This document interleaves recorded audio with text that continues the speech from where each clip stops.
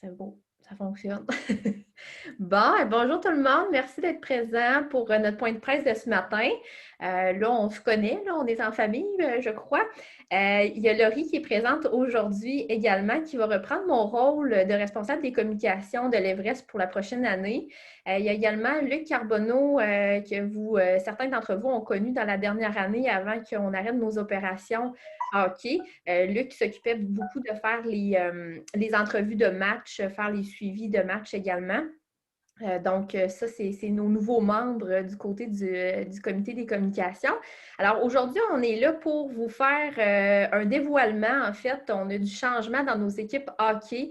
On a un nouvel entraîneur-chef qui se joint à nous cette année pour la saison 2021-2022. Comme vous l'avez su dans les dernières semaines, notre entraîneur-chef et directeur général de l'an passé, depuis le début de l'Everest, Simon Olivier, nous a quittés et on a annoncé également dans les dernières semaines la venue de Stéphane Comeau comme directeur général de l'Everest. Ça, on l'a annoncé et je vais laisser tout à l'heure Pierre et Stéphane vous en dire plus à ce sujet-là. Donc, sans plus tarder, d'ailleurs, je vais laisser Pierre, notre président du conseil d'administration, à vous adresser quelques mots là, pour comment on voit ça pour la prochaine année. On a été très discret dans les derniers mois à cause de la pandémie, encore une fois. Mais là, ça commence à rebouger, puis là, on reprend nos activités tranquillement. Alors, vas-y, Pierre, à toi la parole. Merci, Audrey. Bonjour, Éric. Bonjour, José. Bonjour, Bonjour. Luc. Merci d'avoir accepté notre invitation concernant notre conférence de presse virtuelle, considérant encore les circonstances dans lesquelles on vit. Depuis que l'Everest existe, on n'a pas été chanceux pour côté hockey. La première année, on a eu une bonne saison. On a fini 7e. La formule des séries à l'époque était un run-robin. Puis, étant donné qu'on a fini 7e, on pognait les équipes de 1 à 6. Malheureusement, dans cette formule de séries éliminatoires-là, on n'a pas gagné une partie. Fait qu'on n'a pas pu accéder à l'autre ronde des séries. Fait que pour moi, c'est comme des séries éliminatoires qui n'existaient pas. Là, 2 ans, dans le fond, on avait terminé très fort. On était 3e dans notre division. On s'en allait vers une série contre Princeville dans laquelle on les avait battus 4 fois sur 6 en saison régulière. On avait beaucoup d'espoir à avoir une très bonne série éliminatoire pour peut-être poursuivre un peu plus loin. Les attentes étaient positives. Malheureusement, juste avant de débuter les séries, la pandémie est arrivée, fait qu'il n'y a pas eu vraiment de séries éliminatoires. L'an passé, on a commencé notre 3e saison avec Simon à la barre de l'équipe. On avait une équipe, selon nous, aguerrie, avec plusieurs jeunes, mais d'excellents vétérans aussi. Nous ont laissé beaucoup d'aspects positifs au temps d'entraînement, malgré que c'était du 4 contre 4. On voyait vraiment beaucoup de potentiel à cette jeune équipe-là. Puis, malheureusement, les circonstances ont fait en sorte qu'on n'a pas pu démarrer la saison. Et comme vous le savez, il a fallu annuler la saison tardivement pour diverses raisons avec la Ligue. Mais on n'a pas pu avoir de saison. Suite à ces 3 années-là de l'existence de l'Everest, Simon Olivier m'a fait part qu'il souhaitait se retirer de la sphère hockey là, pour quelques instants, pour quelques moments.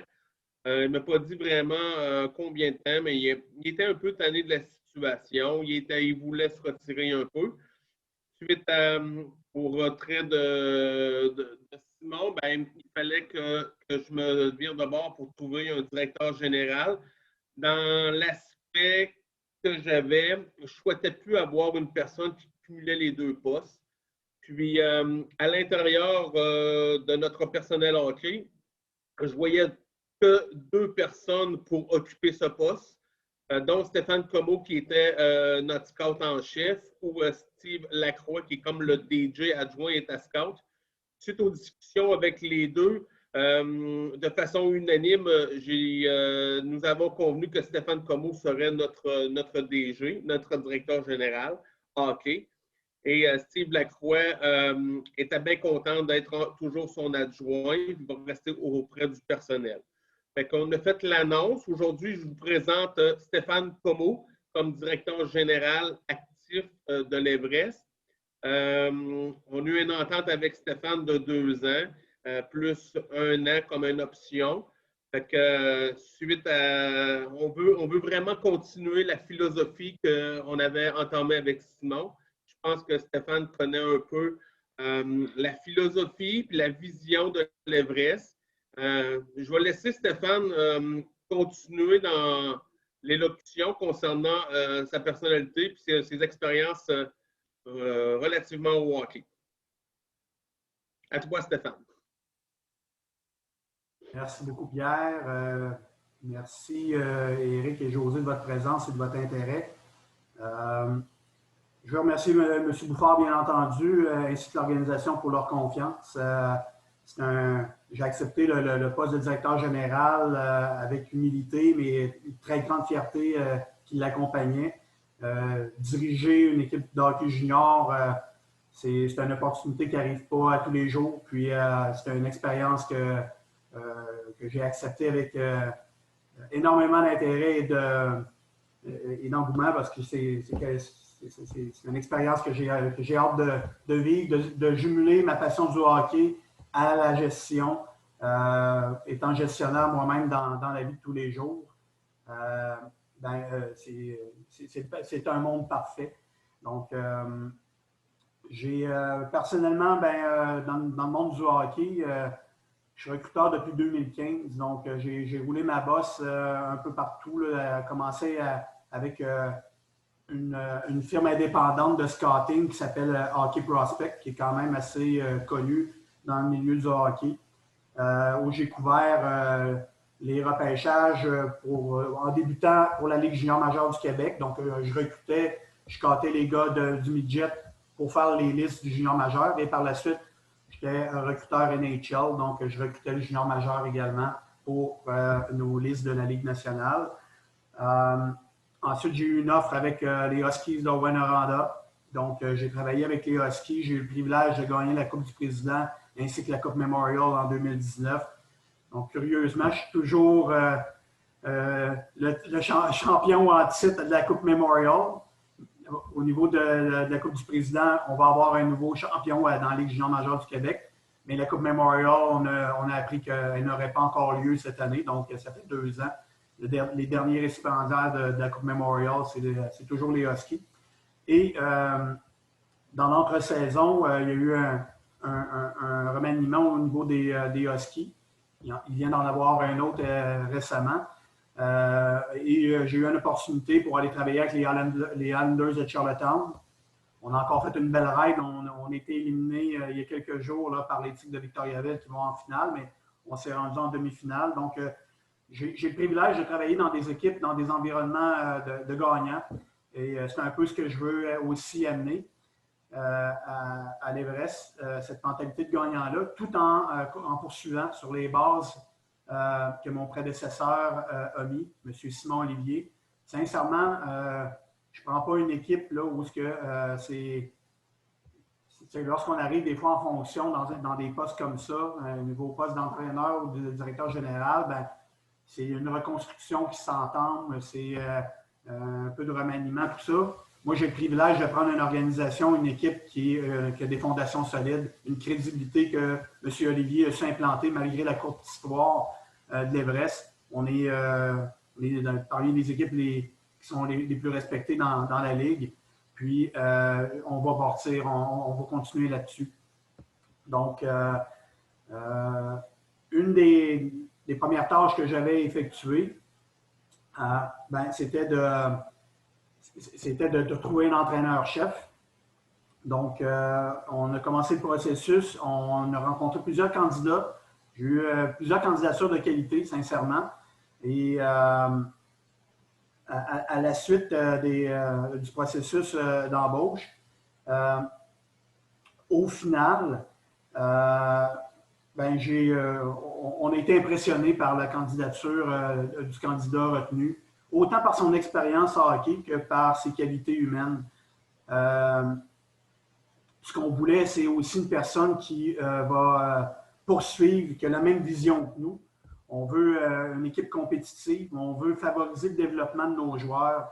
C'est important pour nous que le junior, c'est une étape pour eux importante dans leur vie. Ils arrivent souvent adolescents, ils repartent adultes, mais c'est possible de poursuivre sa carrière dans le hockey, même si on joue junior 3A, que si on n'atteint pas le junior majeur, il y a quand même, on a prouvé que le junior 3A, ça peut être un tremplin pour passer au prochain niveau, monter junior majeur, et même de poursuivre, soit au hockey universitaire, soit de vivre l'expérience européenne. Donc, c'est un très beau tremplin, c'est un calibre de jeu qui est excitant également. Et c'est là-dessus qu'on veut bâtir, continuer notre philosophie de poursuivre le développement de nos joueurs pour qu'ils puissent justement accéder à un niveau supérieur s'ils le souhaitent. Donc, moi, j'ai aucun doute, lorsqu'on a passé nos entrevues, j'ai aucun doute que le candidat retenu va être capable de poursuivre la mission qu'on s'est fixée, puis d'offrir un spectacle excitant soir après soir à nos partisans qu'on a très hâte de retrouver. Donc, c'est un privilège, c'est un plaisir pour moi de vous présenter le nouvel entraîneur-chef de l'Everest, M. Steve Quentin. À toi, Steve. Salutations à tout le monde, bonjour. Merci d'être là. Puis, merci surtout à Stéphane, Pierre, l'organisation du l'Everest. Sans répéter ce que tu as dit, Stéphane, déjà, quand même, c'est un privilège pour moi d'avoir été sélectionné à travers ces candidats-là. Je me sens très reconnaissant, puis très excité en même temps de commencer ça. J'ai eu la chance hier d'avoir une courte conférence avec certains joueurs potentiels de la prochaine édition. Certains que je connais, de proche ou de loin, pour les avoir coachés dans le passé. Fait que, tout le monde est bien fébrile parce que, à cause de la situation, bien sûr, on a tout hâte de jouer un match de hockey. Ces gars-là ont pu pratiquer toutes sortes d'affaires durant la dernière année, mais la game comme telle est restée loin d'eux autres. Fait qu'ils sont excités. Puis moi aussi, très, très hâte que ça commence. Si on pouvait peser sur un bouton et faire avancer ça d'une couple de semaines, je serais bien heureux, mais malheureusement, il va falloir être patient pour partir ça. Mais effectivement, un peu dans le même lien que Stéphane et Pierre ont discuté, le fit au niveau où on veut s'en aller, au niveau de l'organisation, je pense que le fit était bon. Pour moi, c'est important aussi, de mon côté, que le fit soit bon. On parle de continuer l'excellent travail qui a été fait avant que j'arrive. C'est une grande chance que j'ai d'arriver dans une organisation avec une culture saine. Quand je dis une culture saine, c'est d'abord un groupe de joueurs qui ont des objectifs, qui veulent avancer, qui veulent accomplir des choses, d'après ce que j'ai entendu, puis ceux que je connais aussi.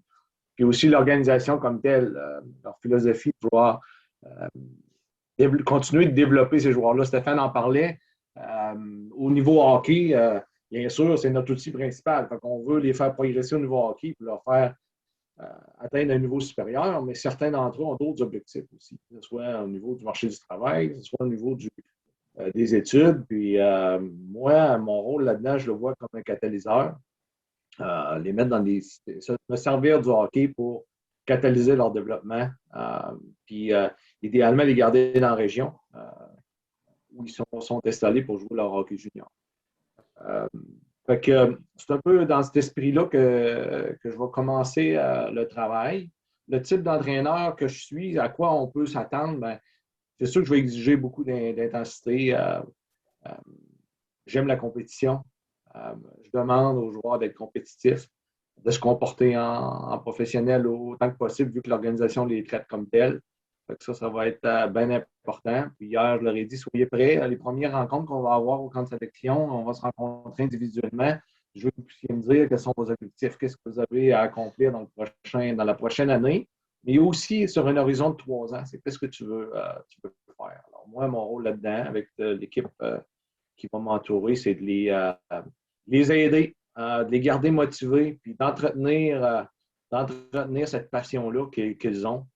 puis exiger d'eux le meilleur à tous les jours, puis offrir un bon spectacle, c'est certain. On veut avoir des gens des estrades. Moi, je me rappelle, j'ai coaché senior contre Montmagny à une certaine époque. J'ai joué, puis j'ai coaché hockey mineur, j'allais jouer à Montmagny, c'était jamais le fun. C'est une opportunité pour moi de me retrouver de l'autre bord. L'athlète, enfin, il va être du bon bord de la glace. Il va avoir des meilleures chances d'avoir du succès. Fait que, c'est un peu comme ça que je me sens. Puis j'ai hâte que ça commence. Au niveau de mon expérience, ben, j'ai 49 ans aujourd'hui. Père de 3 enfants. J'ai commencé à coacher, j'étais encore à l'université. Là, sur la vidéo, ça ne paraît pas trop, mais j'en ai quelques cheveux blancs, quelques cheveux gris. Ça fait longtemps que je roule ma bosse. J'ai fait de l'hockey mineur dans le temps à Beaubourg, qu'on appelait dans le réseau 2A, avant que les structures intégrées apparaissent. Parce que j'ai eu l'opportunité d'aller en Europe coacher. Je suis resté un petit bout de temps, puis je suis revenu où j'ai passé à peu près 5 à 6 ans dans le midget 3. J'ai commencé à Sainte-Foy, le gouverneur de Sainte-Foy. À l'époque, j'ai mes premières armes avec Jeannot Gilbert, le gouverneur de Sainte-Foy, où on a eu la chance de gagner le championnat canadien. Je me souviens, c'était dans l'Ouest canadien. On pensait qu'on n'avait pas une grande équipe, mais maintenant que je regarde le roster avec des Simon Gagné, Éric Chouinard, Jean-François Danfos, finalement, c'était pas si pire. On avait quand même un bon groupe de joueurs. J'ai transitionné à Lévis. J'ai la première année d'existence des commandeurs de Lévis, puis je suis allé à Amos comme entraîneur-chef aussi. Finir. Là, j'ai eu des enfants, alors il a fallu que je fasse des choix familiaux. Je suis toujours resté connecté dans le hockey à différents rôles, comme directeur technique, coach senior, quand la vie me le permettait. Il y a 2 ou 3 ans, j'ai été coach en chef midget espoir. On a eu une excellente saison. On est passé proche de gagner les provinciaux au niveau du midget espoir. Donc, j'ai eu des très, très belles expériences. Maintenant, la vie familiale, professionnelle me permet de me joindre dans l'équipe de l'Everest, puis c'est un privilège que je vais avoir de pouvoir continuer le bon travail qui a été fait jusqu'à maintenant. Puis, très excité de le faire. Alors, ça fait le tour, Stéphane. S'il y a autre chose, là, gênez-vous pas pour des questions. Merci beaucoup, Steve. Maintenant, si nos journalistes, José et Éric, ont des questions, et Luc aussi, hein, si tu as des questions à poser à nos 3 messieurs, allez-y, on vous écoute. Monsieur Quentin, le contrat que vous avez signé, c'est pour combien de temps? On s'est entendu pour 1 an. C'est entendu pour 1 an. Question de voir la situation progresser. Je pense, Stéphane, tu pourras en parler. Là. Je ne veux pas avancer trop sur les choses à l'interne, mais je pense que d'une part et d'autre, on a le désir d'apprendre à se connaître, puis aussi la situation pandémique. On va l'avoir évolué, puis pouvoir s'ajuster au bout d'1 an, c'est pas bien. Tout à fait. Pour ma part, le contexte influence beaucoup la décision sur la longueur du contrat. Lorsqu'on arrive en place, un nouveau directeur général avec un nouvel entraîneur, ce n'est pas la même dynamique. Lorsque, après l'année qu'on va passer, bien, on va être capable de se rasseoir, on va se connaître, puis on va être capable de mettre des bases peut-être à plus long terme. C'est simplement d'y aller graduellement, étape par étape. Comment on signerait pour 5 ans, on va faire nos preuves. Moi-même, dans mon rôle de directeur général, comme Steve, on va apprendre à se connaître, on va apprendre à travailler ensemble. J'ai aucun doute sur notre relation. On ne l'a pas choisi parce que, comme je l'ai dit tantôt, il y a des qualités humaines, il y a des qualités hockey également. C'est simplement d'y aller dans l'ordre des choses. Donc, on y va comme ça pour débuter. Puis on va se rasseoir dans 1 an, puis on va regarder à plus long terme par la suite. J'ai une autre question, mais pour Pierre, cette fois-ci. Est-ce que la situation pandémique, comme Stéphane l'a admis, a fragilisé un peu l'organisation? Parce que c'est une organisation qui est jeune, on s'entend là-dessus. Puis lorsqu'il n'y a pas de monde dans les estrades, je présume qu'il y a moins d'entrée d'argent comme le reste des problématiques reliées à la pandémie de la COVID-19. Alors, j'aimerais t'entendre, Pierre, concernant la question que je vais te poser. Ben, c'est certain que ça n'a pas fragilisé davantage la concession, considérant que nos deux partenaires majeurs de Desjardins et de Plancher-Mercier, on aurait quand même leur montant cette année. On a limité beaucoup les dépenses considérables parce que, dans le fond, on n'a pas vraiment voyagé.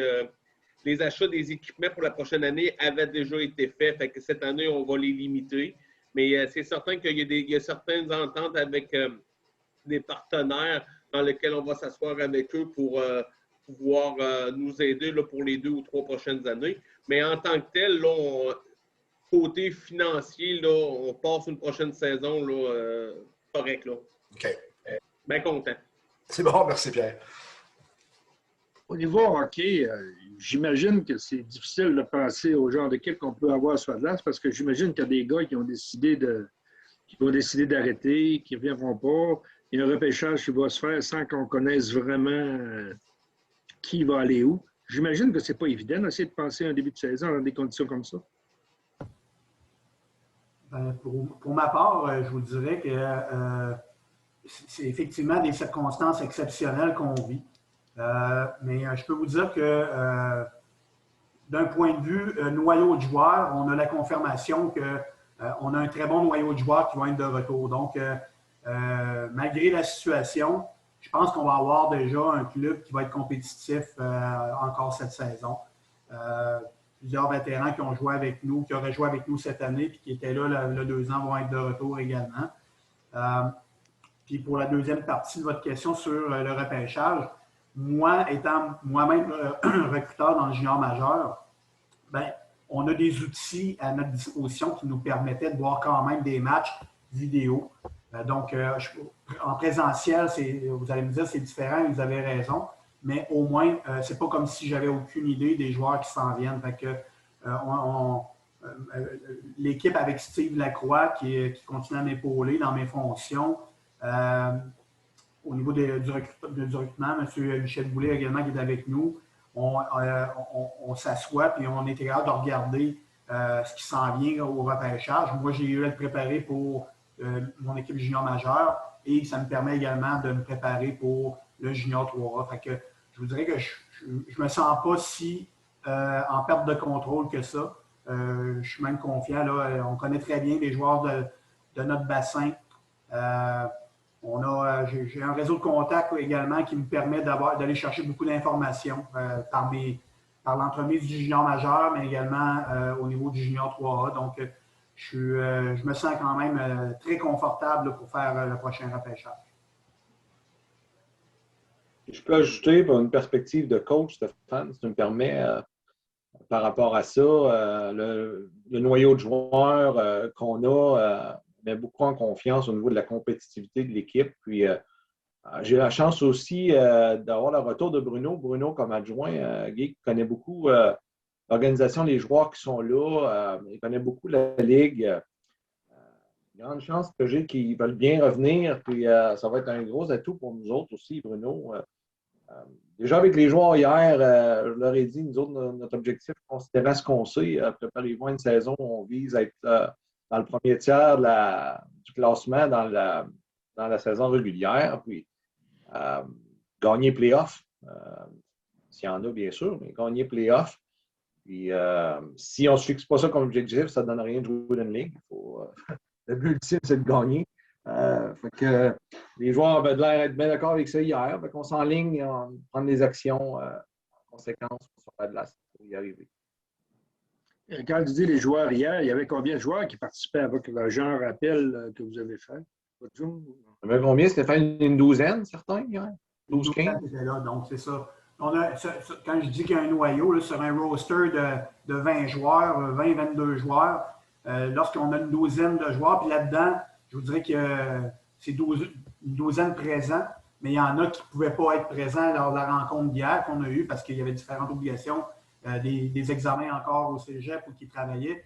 Mais on a environ une quinzaine de joueurs qu'on s'attend à ce qu'ils reviennent ou aux alentours. Fait que, on parle, c'est ça, entre 10 et 15 joueurs comme noyau. Là. Donc, c'est sûr que dans un cycle junior, quand tu as le privilège d'avoir des leaders qui ont de 10-12 joueurs qui reviennent pour une deuxième, troisième saison. Je peux vous dire que c'est pour ça que je dis que je suis confortable avec, malgré la situation. Il y a des équipes qui vont être beaucoup plus décimées que ça là, pour partir la nouvelle année. De cette quinzaine de joueurs-là, c'est quoi la photo qu'on aurait? Une équipe forte défensivement, une équipe qui aurait du punch en attaque? C'est quoi la photo qu'on pourrait donner? Par en arrière, c'est-à-dire en partant des gardiens de but, défenseurs, et je pense que notre défensive va être solide. Beaucoup de gars qui reviennent, des jeunes promoteurs qui ont fait leur entrée, qui auraient fait leur entrée cette année, mais qui ont travaillé très fort malgré la situation, travailler hors glace, travailler très, très fort pour continuer à progresser. Je pense à Tristan Laflamme, je pense à Édouard Carrier qui aurait intégré l'alignement. On a des gars comme Anthony Côté qui va commencer, si je ne m'abuse, sa troisième saison avec nous. Charles-Antoine Élément qui arrivait du junior majeur. Vous n'avez peut-être pas eu l'occasion de le voir jouer à cause de l'année qu'on n'a pas eue, mais c'est également un pilier. Là. Il joue avec Drummondville. C'est un défenseur très mobile qui apporte beaucoup d'offensive également. Donc, comme je vous dis, là, je ne veux pas en oublier dans le roster, mais on a vraiment des bons éléments. Là, on a également, on est en pourparlers, voir la situation de nos 20 ans avec Thomas Ferland.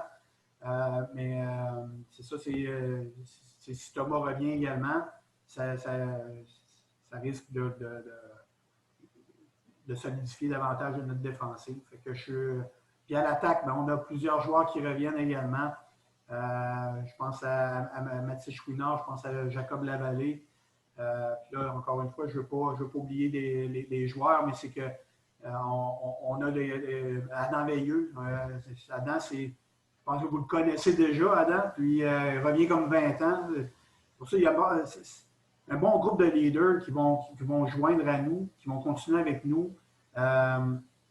Donc, c'est comme on dit, là, on n'est pas inquiet.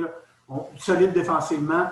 Vous comprendrez que dans la situation où on est, ou dans le calibre où on joue, on est un peu à la merci. Moi, je ne sais pas s'il y a des joueurs qui vont graduer majeur. La situation de Jonathan Labrie, il a repassé la moitié de l'année avec Rimouski. Donc, est-ce qu'il va être de retour?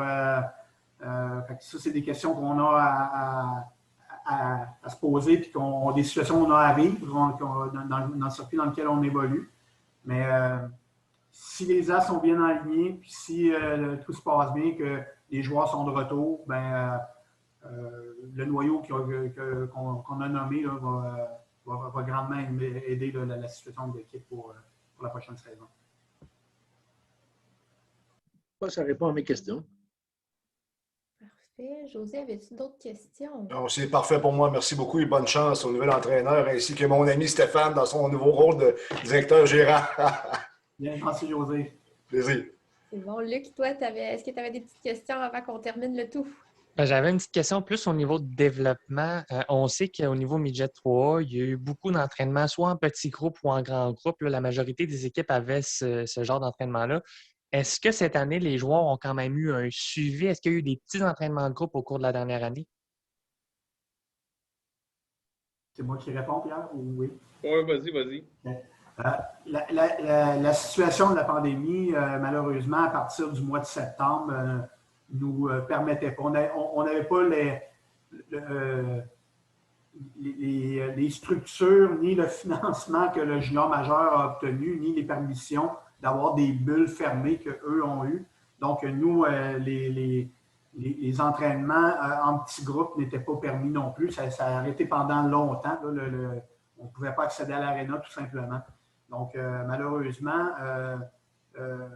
on n'a pas eu d'entraînement en petits groupes.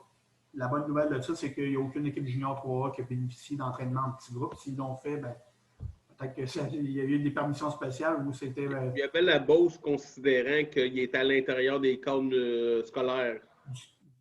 Oui, du cégep, peut-être, effectivement, parce que c'était des bulles scolaires. Nous, on n'est pas un programme de qualifié sport-études affilié au cégep. Là. Donc, dans ces circonstances-là, ce n'était pas possible.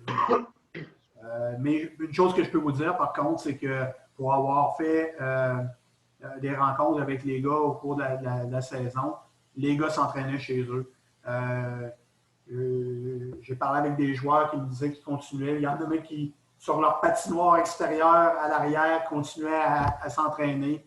Ils s'étaient fait un petit gym maison, continuaient leur entraînement. Donc, c'est sûr qu'on va travailler beaucoup là, la préparation avec Steve là, pour la prochaine saison pour que les gars arrivent vraiment là, en forme. C'est ce que je leur ai passé comme message hier, d'arriver au camp d'entraînement avec un mindset et en forme, étant donné la situation, d'arriver, prendre peut-être des bouchées doubles cet été pour arriver encore plus près au prochain camp d'entraînement. Peut-être un point, mesdames, des communications. Est-ce que c'est possible de nous faire parvenir des photos de ces messieurs, quelque part, avec une bonne résolution, qu'on soit capable de reproduire?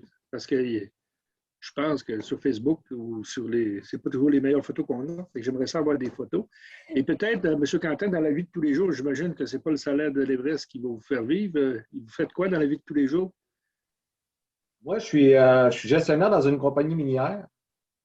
Je travaille. Le positif de la pandémie, c'est qu'on a appris à travailler différemment. Fait que maintenant, au lieu de voyager constamment, je peux faire pratiquement 98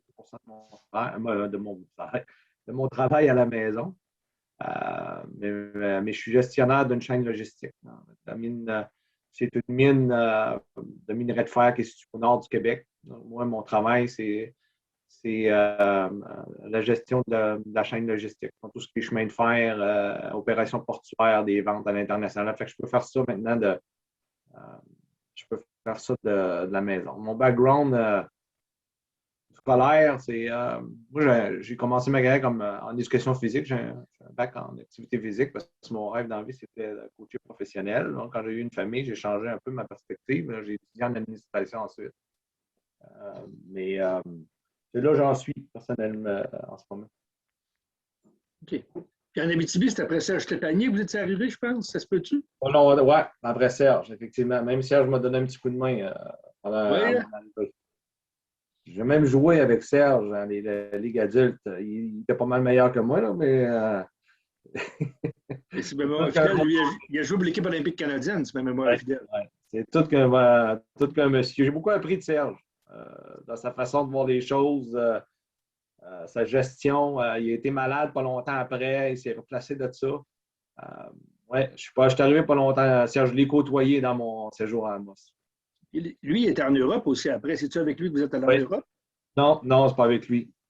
OK. Non. Je l'ai connu à Amos, Serge. Je voulais montrer à M. Bouchard qu'on fait des enquêtes, des fois, on en découvre des choses. Non, blague à part, j'étais en Abitibi dans le temps, j'étais directeur de l'information des Échos abitibiens. Ça doit vous rappeler quelque chose? Si je ne me trompe pas, c'est Louis Lavoie qui devait faire des entrevues avec vous. Louis Lavoie, il y en avait Marc un autre. Desilets. Ouais. Marc Desilets, Louis Lavoie. Marc Desilets, effectivement, je me rappelle très bien de Marc. Là, Éric, tu vas trahir ton âge, là. Non, pas besoin. C'est bien correct. C'est complet pour moi. Je vais poser une dernière question d'abord à M. Quentin. Vous avez dit que vous avez été en Europe. Au niveau de quelle ligue et quelle équipe aussi que vous avez coaché en Europe? Bon, j'ai été dans une ville qui s'appelle Troyes, Troyes. C'était un programme junior. Donc, je coachais à peu près toutes les catégories. Là. À partir des petits qui commençaient à patiner jusqu'au senior. Il y avait une équipe senior qui était à l'époque en division 3, puis on a monté à la fin de la saison, on est allé pour la division 2. Je suis parti la saison suivante, moi. Parce que je suis venu au Québec coacher à Midget 3. Très intéressant. Est-ce qu'il y avait d'autres questions? Ça va? Bon, super. Éric, pour répondre à ta question tantôt, effectivement, je t'ai envoyé, en fait, à Josée aussi, je t'ai envoyé le avec la photo de M. Quentin. Si vous voulez avoir la photo de notre ami Stéphane Comeau, je crois que je l'avais déjà envoyé dans un communiqué au cours des dernières semaines, mais je peux vous le renvoyer aussi. Je peux vous renvoyer sa photo sans problème là, si ça peut vous être utile. Là. S'il vous plaît, parce que je pense que je ne l'ai pas collectionné. Bon. C'est bon, on va renvoyer ça. Donc, Merci. si ça fait le tour pour tout le monde, on va se quitter ici. Merci beaucoup, messieurs, pour le beau partage d'informations. Merci à José et à Éric de s'être joints à nous ce matin. J'espère que ça a pu vous donner un petit peu plus de jus pour ce que vous allez nous préparer. Puis, on a très hâte de vous retrouver dans les estrades à l'automne prochain. Merci, au plaisir. Au revoir. Au plaisir. Gênez-vous pas, messieurs, vous avez besoin de questions. Ça va me faire plaisir d'être là pour vous. Merci, bonne chance, les gars. Merci. Merci, bye.